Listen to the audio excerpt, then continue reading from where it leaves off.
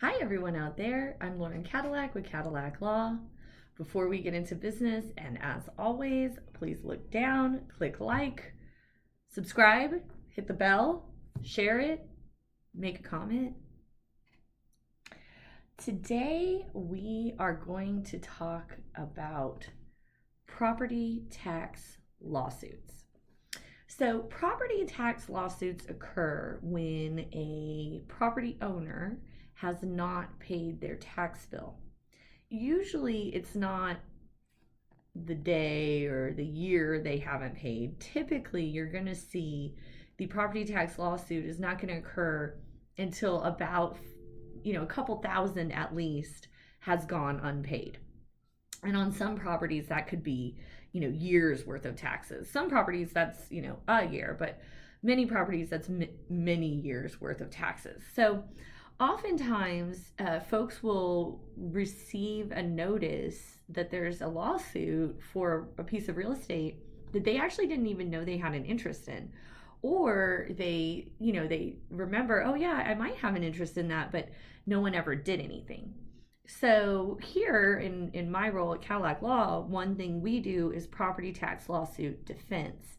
And so usually what that translates to is we're going to talk to the person who's sued for the property taxes, and then we are going to figure out one of two things. One, are you interested in keeping the property? And two, can you keep the property? So sometimes there are folks who are just like, I don't want anything to do with it. I had some clients, they were not fans of their stepmother. She had not paid the bills. That's how they ended up there. They were like, that's her problem.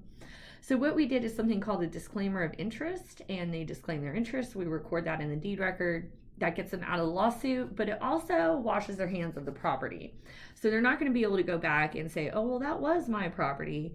Well, it was, but when you disclaimed your interest, it is no longer. So that is one way we can handle that.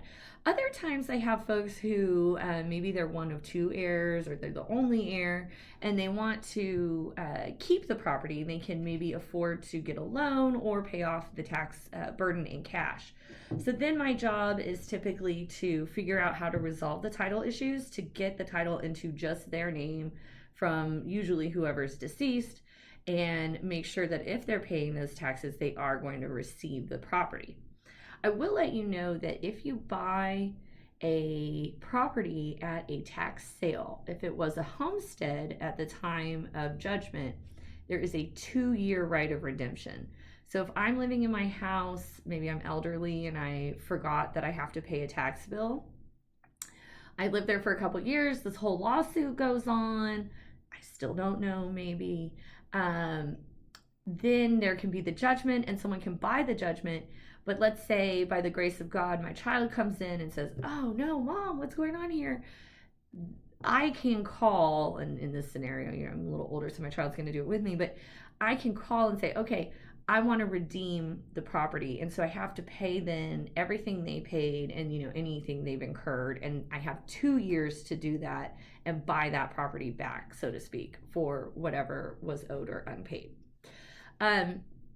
So traditionally, people who are in these property tax lawsuits are people who are heirs usually. Sometimes folks who have had a mortgage and they paid their taxes with their mortgage and the mortgage is paid off. Now they kind of forgot that they have to pay the taxes, which makes perfect sense. So they do happen.